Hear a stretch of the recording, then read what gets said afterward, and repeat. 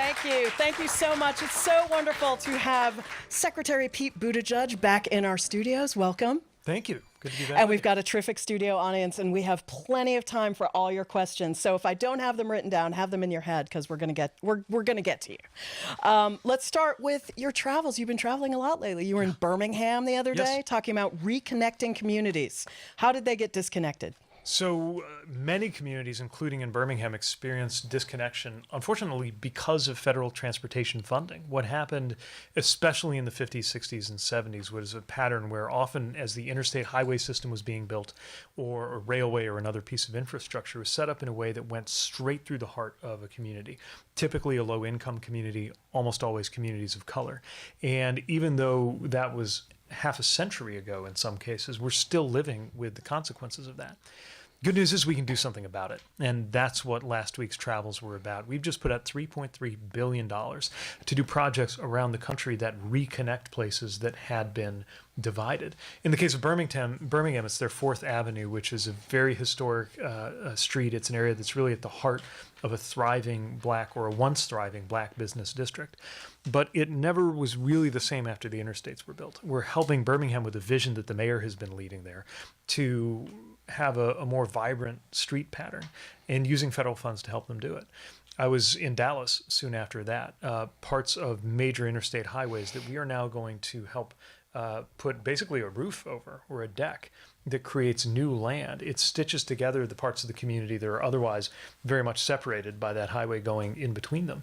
And it creates something that's very, very hard to ever create, which is new land in the heart of a city, which they're going to use for a park. So it would be like an overpass, kind of like Highline in New York, and then basically with grass on it, or a park, or something that would connect the two communities? Yeah, Atlanta's doing something similar. They call it the stitch, because this style of construction is sometimes called a cap and stitch. In other words, you build a cap over the old highway, and then you stitch neighborhoods back together. And this is not just a story in the South. We're working on a project in Buffalo, New York, where their east side is cut off. Similar dynamic, similar solution. Really excited about the projects we're doing around the country on this, and that's what last week's travels were about. And that's very interesting, because some of those like off-ramps and stuff really did just decimate historic black neighborhoods. I saw a lot of that in Texas. Do we have the economic capacity in this country to bring those areas back with shopping, with housing, with people? We can, and what I love about this is everybody is better off. There were communities that were made dramatically worse off by some of those interventions, but nobody's worse off when we put it right. Traffic will still flow, cars can still move, but the highways will no longer be as divisive as they once were. It's true that the funding is limited. Even with $3 billion, there are so many more places we wanted to work on than we could, but we were never able to do this work at all until President Biden's infrastructure plan passed with dedicated funding for this, and some of the money is also coming out of the Inflation Reduction Act. And while we're at it, of course, creating a lot of good paying jobs working on the construction that in turn is going to make these neighborhoods and communities better off. Very interesting. All right. Can we talk about Key Bridge? Yeah. So you got the call like 1:30 in the morning. What was that like? And you had to go out there. So yeah, the incident happened at 1:30. Later on that morning, I got the call. The last thing I usually do before I go to bed is take my work phone off silent. In fact, I remember I went to bed and I thought, is my phone still on vibrate? I got up, walked across the room. I put it on. I don't know about you, but I put it on my dresser so that I'm not tempted to look at my phone as I'm going to bed or in the middle of the night. Went over, turned the ringer back on, went to bed, and a few hours later was woken up to the news, and then saw the shocking video of this real piece of the Baltimore skyline, this bridge that stood there since the 1970s, being struck by a large container vessel and collapsing into the river in a matter of seconds. And of course, immediately knew that we had to get to work. Did you have like a pit in your stomach? Like, oh my God, like, I hope there weren't a lot of cars on the bridge. Especially because one of the last things you see in that footage is a vehicle going across the bridge, which actually, as we understand it, that particular vehicle was okay, got off just in time, but 6 workers were not. These are workers who were out there on a cold night, filling potholes, fixing a road while most of us were sleeping, and lost their lives. The 7th was badly injured, and 8th was rescued without major injuries. So anytime you hear of a transportation tragedy like that, you think, first of all, about the human cost. And frankly, I expected there would be much more loss of life just having seen the proportions of the bridge. It turns out there's several reasons why it wasn't even worse. One is quick thinking by people on board the ship and emergency responders who acted to stop traffic from going on the bridge. Also, traffic was already stopped in one direction because of the work that those maintenance workers were doing. And the simple fact that it happened in the middle of the night compared to a collapse that took place in Minnesota at rush hour in 2007, which had dozens and dozens of casualties. Really, those things kept it from being even more dramatic human tragedy. But of course, we also knew that right away we had to get work on helping Baltimore and Maryland figure out what to do about the port, which is almost completely closed now because that bridge fell into the main channel that ships need to access in order to use the port. And the question of what's it going to take to get that bridge back up. Earlier today, I was on Capitol Hill with a bipartisan delegation, every member of the Senate and the House from Maryland, as well as administration colleagues and Governor Wes Moore, who's been a really impressive leader as he has rallied his state and his administration to get to work. Talking about what comes next, it's going to be a very long process getting back to normal, but it has brought out the best in people. It's really brought a lot of awareness to all the different parts of the economy that rely on ports, because we see the ships, obviously, and we know about the longshoremen. You recently had a call to deal with the truckers who are out of work because of this. So there's just all these sort of concentric circles of problems relating to that bridge. Yeah, anytime you touch our supply chains, you learn how deeply interconnected they are. So on about day 2, I did a convening where we brought together the port shippers, cargo owners, but also the railroad companies and the truckers to talk about what came next. Trucks, of course, relied on that bridge, but also the trucking traffic that has now had to adapt to moving goods that would have come into Baltimore now instead come into places like Rhode Island or Georgia, but still have to get to Baltimore in order for those goods to be processed. Obviously, really changes a lot of plans and calls for a lot of creativity and coordination. The good news is, because of what we went through in 2021, when we had all of those ships backed up on the West Coast because of COVID and what was going on with the factory shutdowns in China, we built a number of tools and spaces for collaboration as a response to that we knew would come in handy again. We didn't know how. It turned out this is one of the answers to how. Really interesting. And it's also been poignant, hasn't it, to hear explanations about how this bridge being missing from the skyline is almost a psychic wound on the people there. They're very aware. It's like a missing tooth in a handsome face. Yeah, the governor was talking about it today. The mayor, Brandon Scott, was talking about how his whole life he grew up looking at that bridge, seeing that bridge. It is very much part of their mental as well as physical geography. But that also means there's going to be a determination to build back a new bridge better than ever, stronger than before. And that will become a new part of Baltimore's story. And you can feel how many people just militantly believe in Baltimore and care about that city, which as a former mayor is something that warms my heart, because that's what it takes to get through moments like this. There were some bad points, though, conspiracy theories surrounding the accident, racism directed toward the governor and the mayor. I thought the governor had a great line. He said, "I don't have time for foolishness." Yeah. That's right. No, he and the mayor have handled that with a great deal of class. It is troubling that even something as tragic and as in some ways straightforward as a bridge collapsing because it was struck by a container ship could be twisted into somehow being about politics, about women and minorities, and some really weird stuff out there that shows that some people out there have a one-track mind. But I'll tell you, I mean, most people on both sides of the aisle have responded to this in a way that I think speaks to the awareness that transportation and certainly transportation tragedies are not about Democrat, Republican. They're not about ideology and right and left. They're just about us as human beings working to make sure we have the transportation we need and trying to save lives out there. Why can't we have high-speed rail? We want high-speed rail. You sound like my boss. I'm often compared to Joe Biden. So the answer is you get what you pay for. And that's part of the answer. Part of the answer is we haven't invested in alternatives to vehicles enough over the last 50, 80 years in this country. But we're changing that. We are investing right now billions of dollars in 2 major high-speed rail projects. One of them is north-south in California. The second is going between Nevada and Southern California. And I'm sorry, isn't there one in Dallas as well? Or is that just under consideration?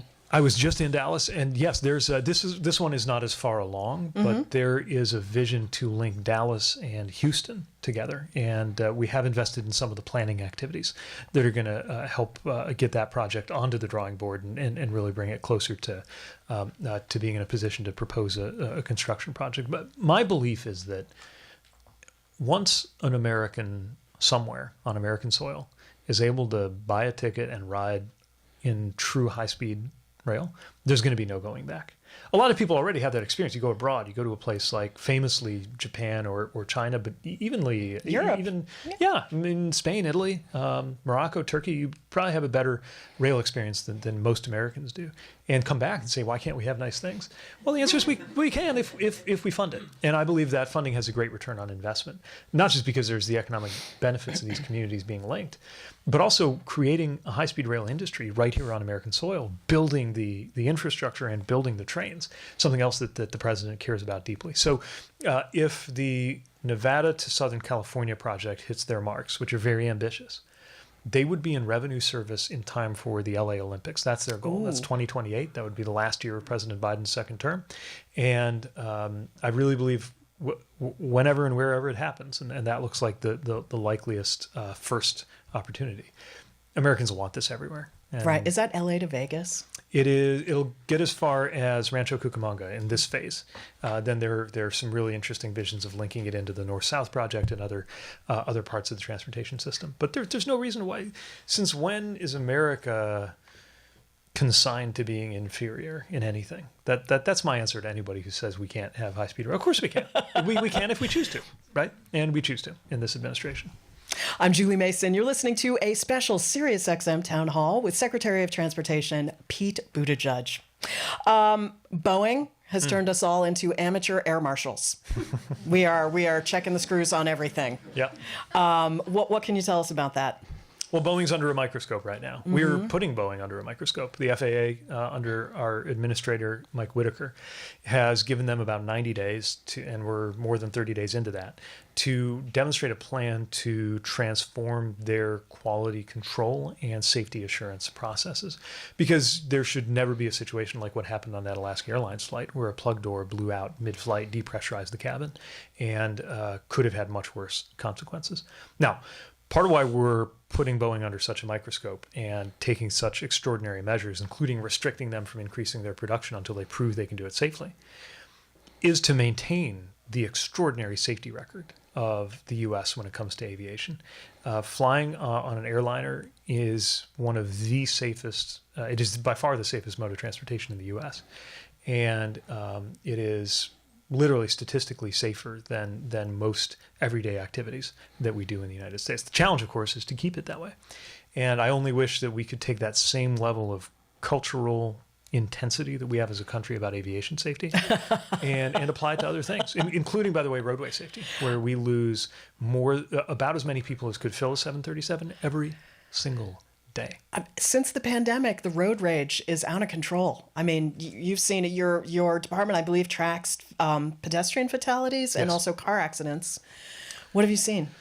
We are finally beginning to reverse that rise in roadway deaths, but that's off of a very high number. The number's about 40,000. So to put that in perspective, that's about the same as gun violence in this country, but it gets radically less attention. We're just used to it.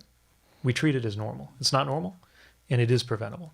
And I know it's preventable because there are many communities that have gotten to zero.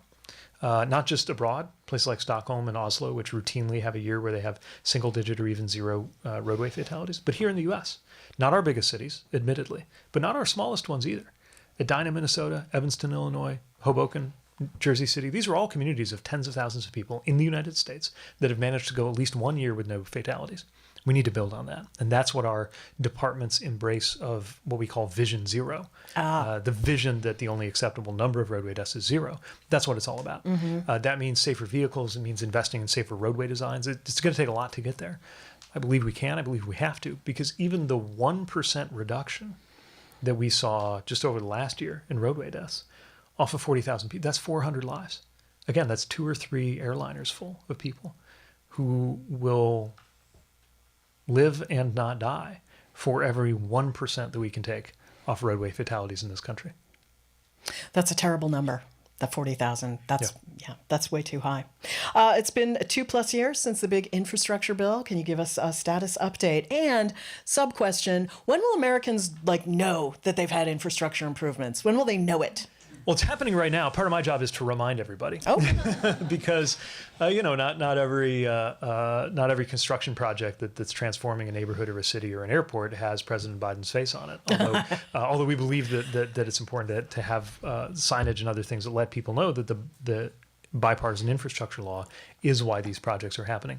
We're at 40,000 and counting in terms of projects that have been identified for funding through this infrastructure plan. And some of them are comparatively small. Some of them are 6-figure projects to redo a streetscape to make it a little bit safer. Some of them are the biggest public works projects or among the biggest public works projects in modern U.S. history, like the Hudson River Tunnel.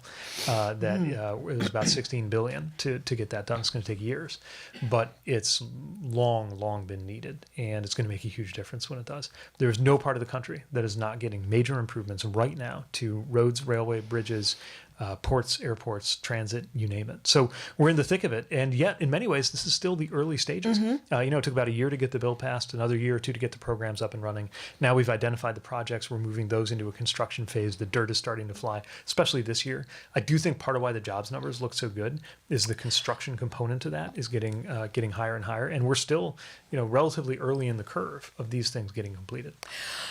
It's extraordinary that a government program this large has not had allegations that you're directing all the money to the blue states. I haven't heard that at all. That there's no graft and corruption yet. That kind of thing. It just seems to be running extraordinarily smoothly, which makes me a little suspicious. Yeah, look, I'm pretty proud of it. I mean, the president was very clear as soon as this passed. He said to all of the departments, all of the cabinet, I want you to make sure that you work with your inspectors general, that this is airtight, that it is well looked after, because these are federal taxpayer dollars. When you have $1.2 trillion moving through the economy, about half of that is in the transportation side, tens of thousands of projects. We know there will be problems, and we will spot them, and we will address them anytime we find out about them.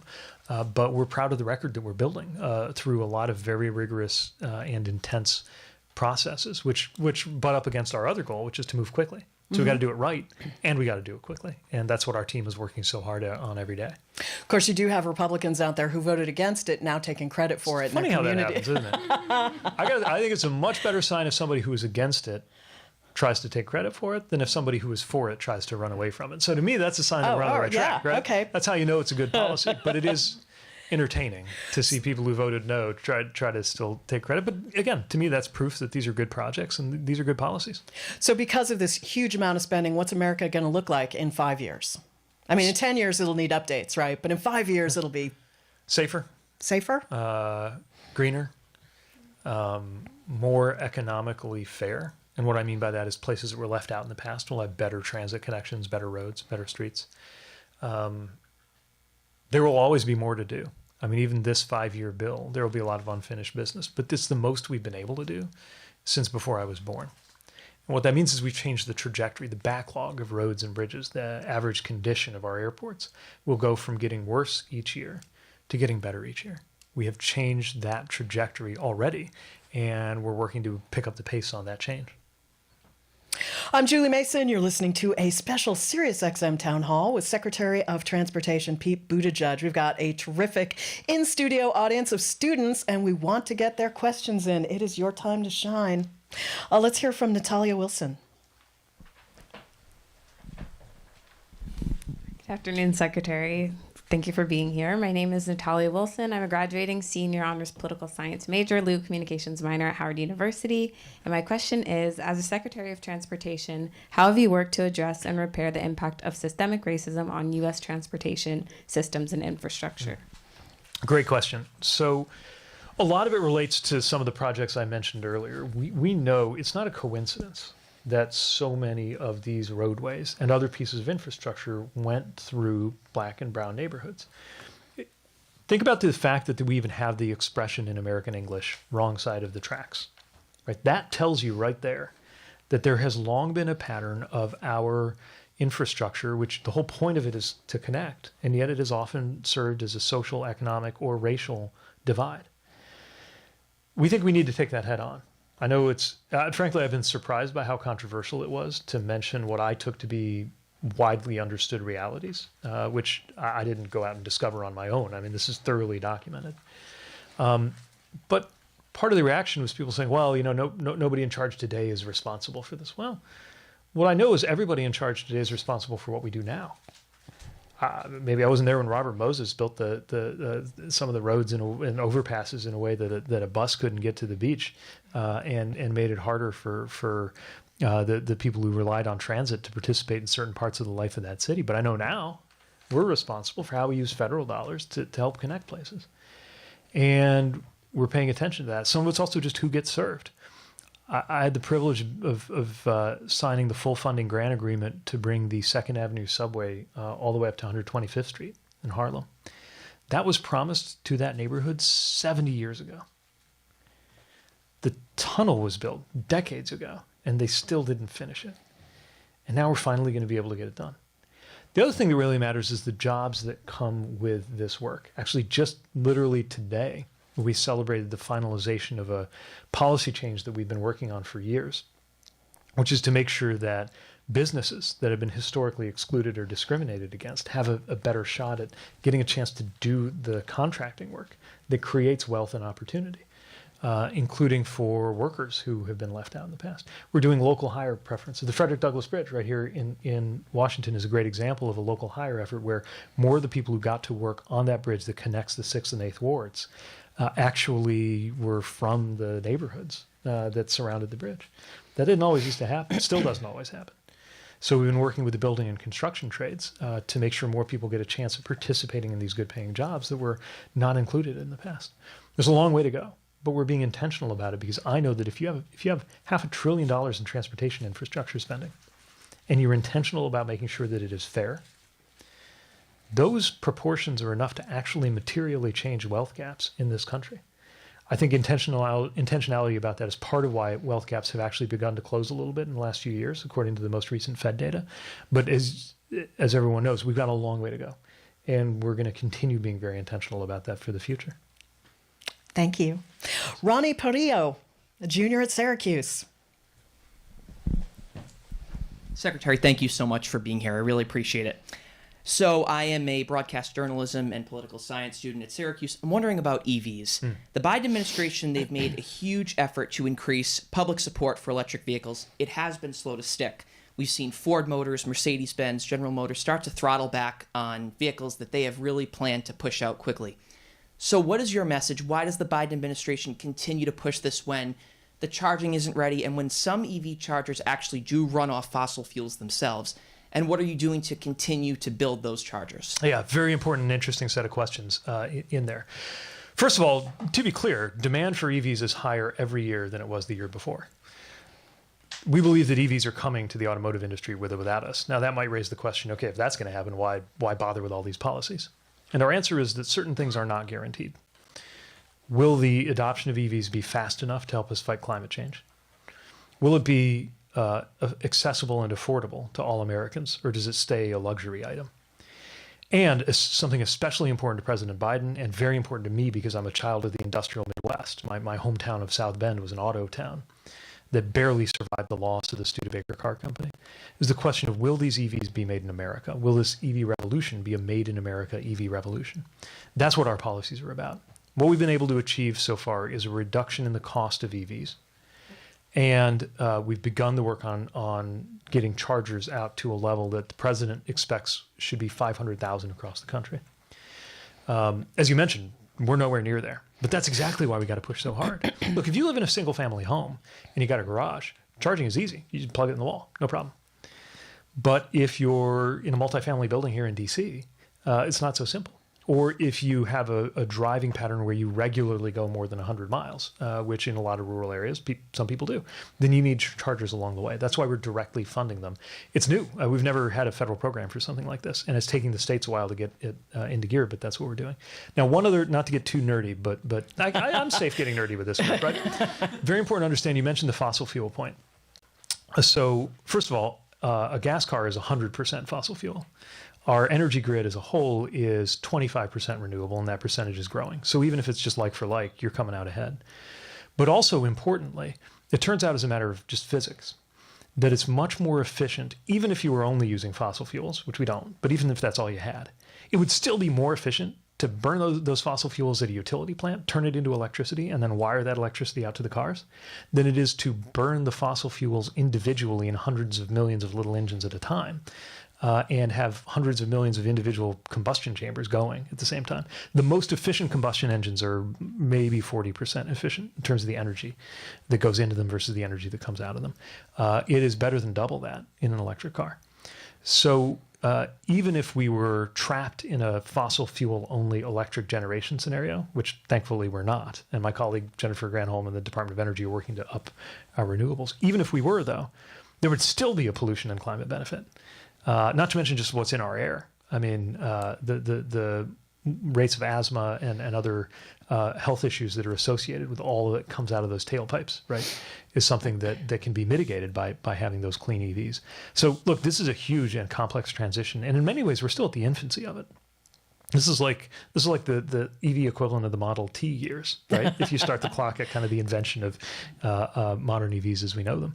So we know it's going to be complicated. There are going to be fits and starts. There are going to be twists and turns. Even the chemistry of batteries is still evolving.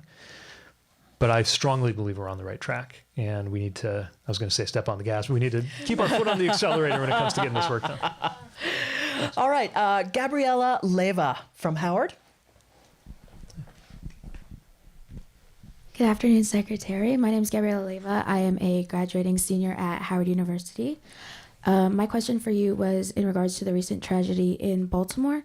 Do you believe that the collapse of the Francis Scott Key Bridge is going to lead to a change in the way that transportation and trade-related crises are anticipated and responded to through federal legislation? Great question. I think it's too soon to fully know what the implications will be because the NTSB, the National Transportation Safety Board, is still doing their investigation. So we don't know everything they're going to find. But at a common sense level, there are two things we really need to understand better, right? The bridge side of things and the ship side of things. In other words, how do we make sure that ships don't go off course and hit things? And how do we make sure bridges are stronger when they experience an impact? Those are the two areas that I think it's safe to say will be commanding most of the attention going forward. Now, it is still unclear whether any bridge design, even the most modern, could have sustained a direct impact from a vessel that size. When you're actually on the site, I was back there with the president on Friday. One of the things that does not come across in most of the TV imagery is how big the ship is relative to the bridge. It's almost the same length as the span of the bridge itself that came down. I've heard it compared to like the Eiffel Tower, maybe, or a very tall structure. Yeah, it's like the Chrysler Building. Right, the Chrysler Building, sure. Like in incomprehensibly fact, large. Even more than that, it's not so much the size of a building; it's the size of a city block or several city blocks. Right. The sheer mass of it is like 248 million pounds. So that level of force is just extraordinary. Again, I don't want to get ahead of the investigators and what they'll find. What I will say is, the last time there was something like this, which was 1980, the Sunshine Skyway Bridge in Tampa, struck by a ship, one span of the bridge fell. That led to changes in how bridges are designed. And you'll hear more about what are called dolphins, fenders, and islands, basically around the piers that hold bridges up, that were not part of the standards before what happened in Tampa. So just as bridge building today is different than it was in 1980, I think it'll be different in 2030 than it is today. And I do think that will be informed by some of the lessons of what happened in Baltimore. It's just too soon to have all of those lessons in hand. Thank you. Let's hear from Max Edelstein from Johns Hopkins. Hi, Max. Good afternoon. I was originally going to ask a question about high-speed rail, but it was stolen away. So I'll ask a more specific question, and that is, as you mentioned, we're kind of at the infancy of the high-speed rail, adoption by the United States. And I'm wondering if you could identify certain policies that perhaps local or state governments, or even the federal government, could implement that would accelerate the development of high-speed rail. I'm from San Francisco myself, so I certainly see the benefits in having, a conduit between North and South California. But if you could identify, specifically, where people who are really excited about this idea could push for things that would accelerate this adoption. Yeah, for sure. One thing I would mention, and this is true of all of our projects in this infrastructure plan, is what all of them have in common, all 40,000 of them, from the Hudson River Tunnel to a 6-figure grant to fix a street corner somewhere, is that none of them were invented at the U.S. Department of Transportation. Not one of them was cooked up at our headquarters in Navy Yard. All of them are projects that were put forward by states or cities or airports or counties or combinations of states and cities and counties. And so the reason I mention it here is if you're passionate about some transportation improvement, like the advent of high-speed rail, even something as big as high-speed rail, one area to really focus on is the level of commitment and interest by the state. If California were not committed to high-speed rail, we wouldn't have that project seeking to link the Bay Area to Southern California. If Nevada hadn't stepped up. Interestingly, in the case of Nevada, working with a private partner called Brightline, which is mobilizing a lot of private capital to do this. They're already doing this, not high-speed, but in Florida, with a very successful line there, also called Brightline. If it weren't for that, we wouldn't have projects to say yes to. At our level, what we got to do is make sure that high speed is part of the bigger funding package and that we're not just keeping up with maintenance on what we already have, which is a big part of what we got to do. It means making sure that policies recognize the importance of things like climate, because the case for high speed rail becomes more obvious when you do the math on the savings in terms of emissions and pollution from having excellent high-speed rail options versus every one of those people on that train having to be individually in a car on the freeway somewhere, right? And I do think it means building up a domestic business. There are some first-mover disadvantages that the pioneers of U.S. high-speed rail are paying right now because we just haven't done it this way in the U.S. It means it costs more to figure something out the first few times. But it means we need to reinforce those early investments, that research and that development of an industry, because that means every time we do it after that, it should get a little easier, a little cheaper, and we'll learn lessons from before. That's what happens in a place like Japan. I was there last year. They were hosting the G7, and I had a meeting of all of the transportation ministers of the G7. We took their famous Shinkansen bullet train to get to the venue of the summit. They were very apologetic because it was like 45 seconds late, which is very rare there. Also very rightly proud of this unbelievable safety record they have. But they've been doing this since the 60s. So, we need to build yes, we need to do individual projects and policies, but we really need to build a culture where this is the norm so that, again, people, whatever state you're in, red, blue, purple, say, yeah, why can't we have this? Let's hear from Madeline Ferguson, who's an intern at the Bipartisan Policy Center. Hi, Madeline. Hi, yes. Thank you, Secretary, for being here. So driving large tractor trailers or delivery trucks is one of the largest occupations in the United States, with over 3.5 million full-time employees. What is the Department of Transportation's current stance on driverless trucks? If they are approved one day, are you concerned about the millions of workers who will be replaced? Great question. The short answer is they're not ready yet, but there's remarkable technological development taking place. And what's important is not just the economics of it, but safety benefits that could come from the right use of technology.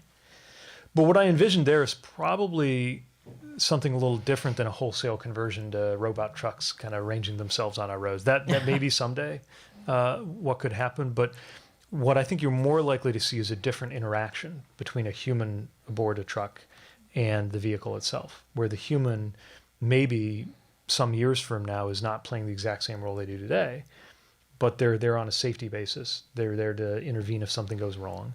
They're there to handle the transition when it gets to the warehouse. You still need somebody, but you don't worry as much about the fatigue on somebody who has to literally be in the driving task the entire time.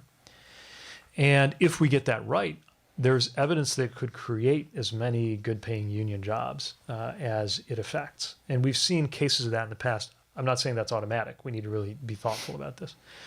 But a couple examples I'll give you. One example is the ATM.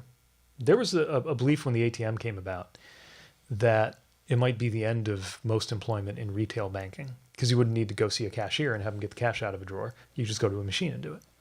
Turns out employment actually went up. But the task changed. A teller at a bank was less likely to just be getting cash out of a drawer and more likely to be helping you with some question or issue or task or doing something a little more complicated. It was that customer service piece, but that became more of a growth job. The other example I'll give you actually that's a little closer to transportation is, the main union that we work with often and closely. The main union that represents drivers is Teamsters, right? If you look at the logo of the Teamsters, there's a couple of horses on there because originally that's what the word Teamster means. It was the person who was responsible for driving the team of horses that pulled the cart. As far as I know, I've yet to meet a single Teamster who is literally a Teamster, right? The Teamsters you meet aren't in charge of horses. And the fact that horses went away didn't mean we stopped having and needing good paying union drivers. It meant that their work shifted.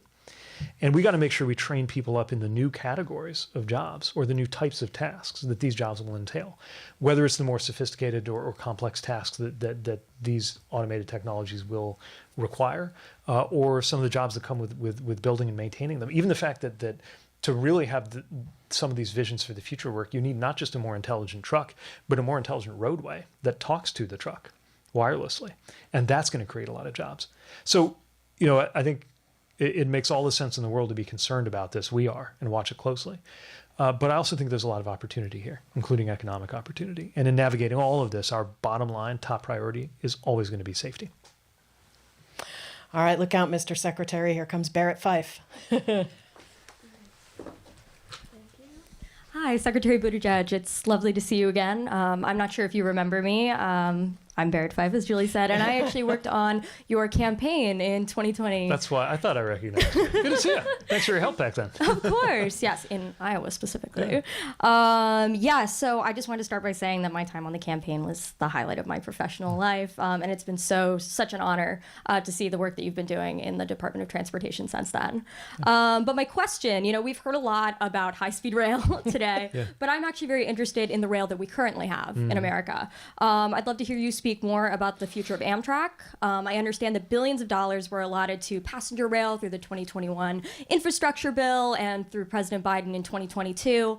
And I'd just love to hear more about how these projects are progressing. I'm also curious because I know that a lot of the funding was allotted to repairs. It was allotted to increasing commute times, which I'm all about. I've seen many a delayed Amtrak train. But I'm also curious if you plan on expanding the current routes, just because I know a lot of people struggle with the fact that Amtrak doesn't seem to actually get you to a lot of convenient places.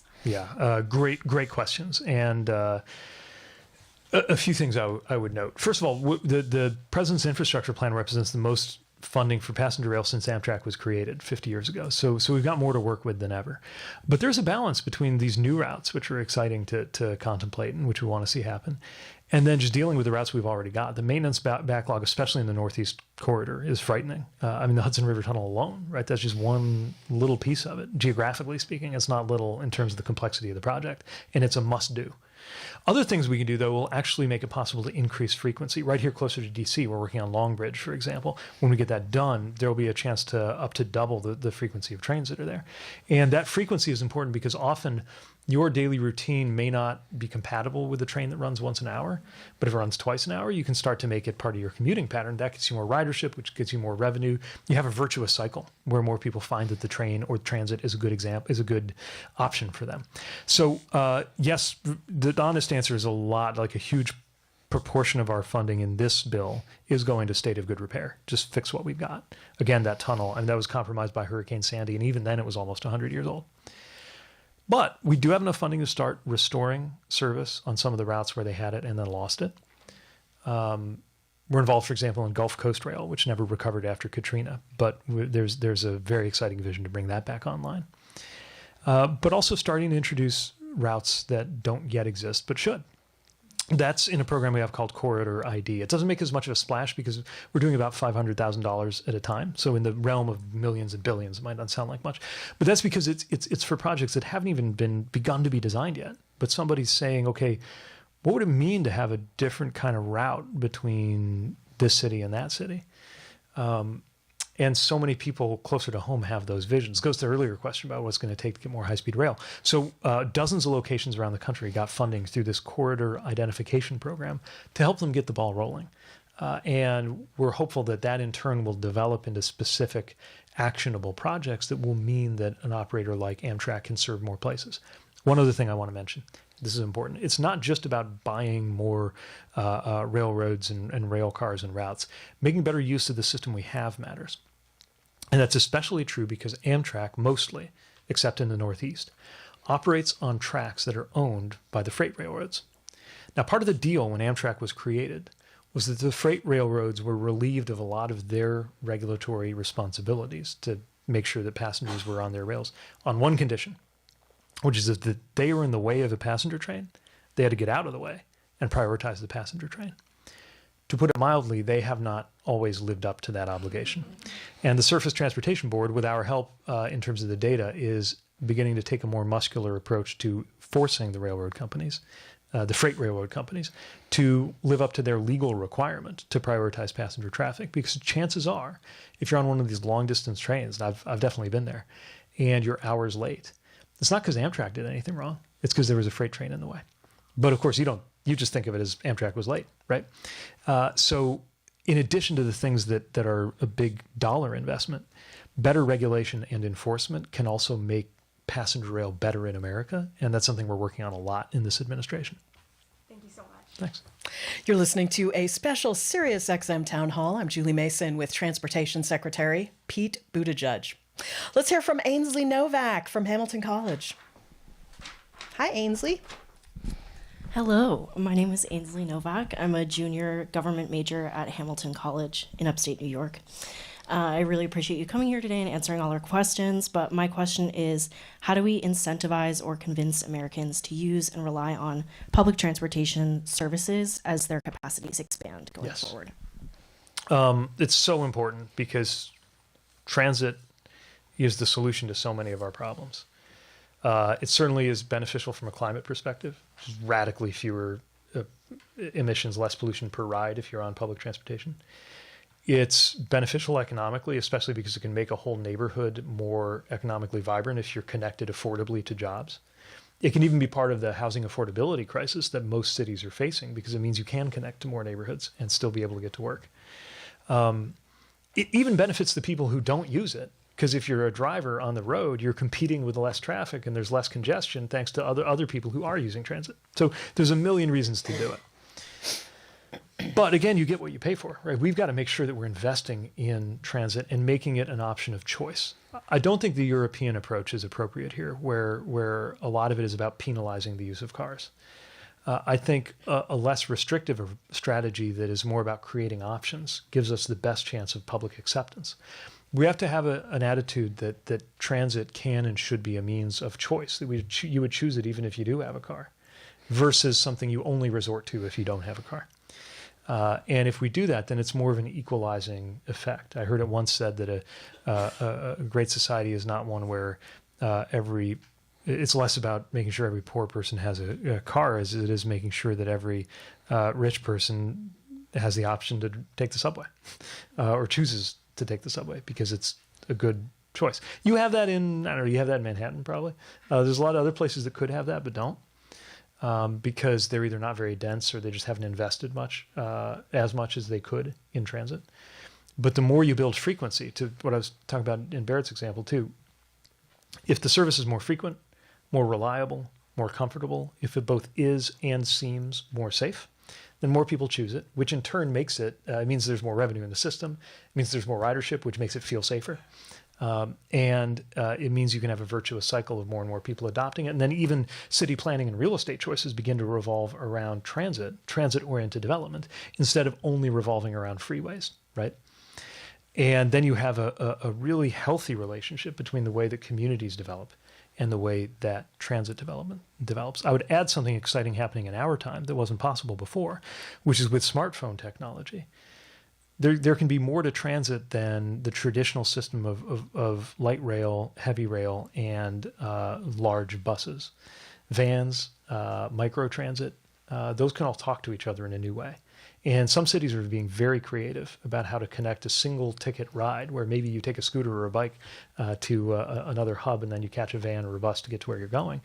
Because places like where I grew up, is really tough to have a hub and spoke system with a 40-foot bus that doesn't have a lot of people on it and only runs once an hour, but could be served with the same funding in a way that reached more people if we use that technology. So we're very strongly pro-transit. We see huge benefits to it, but we need to invest in it. And again, our culture needs to shift so that we understand that transit can be a great way for anybody to get around, not just something that you depend on if you have no choice. Thank you. Darius Wagner, you got to pick. I'm afraid you got to pick one. You got to pick one. He submitted 3 questions. Next, a little different one. I think. Oh, okay, all right. A little curveball. Okay, all right. Secretary Pete, thank you so much for being here. I'm a Georgetown first year, originally from New York City, so I've been a transit buff since I was walking. Right. So thank you and your administration for all the work you have been doing on making transit more affordable and our environment cleaner. I do want to shift the conversation a little. In 2022 and in 2024, Republicans have targeted the LGBTQ community, especially trans youth and LGBTQ youth, for electoral gain and purposes. And you and your family have also been the result of that targeting, unfortunately. And so I want to know what you say to a lot of the LGBTQ youth who see these actions on TV, who see some of the rhetoric around just them wanting to live their livelihoods and feel disheartened and saddened about the state of our country and fearful that they may have to upend their lives because the state is passing laws that is targeting their fundamental right to live. So what do you say to those children out there, or even to those adults out there who are fearful about the direction our country is going? Well, thanks for asking that. And it's incredibly troubling to see some of what's going on out there. The most important thing I would say to LGBTQ youth is you're not alone. That you've got a lot of people, including the President of the United States, who have your back. I wish I'd heard something like that when I was growing up in Indiana, wondering if what I was still coming to terms with about myself would mean that I could never have a family or a career in public service or a chance to serve in the military or a lot of other things.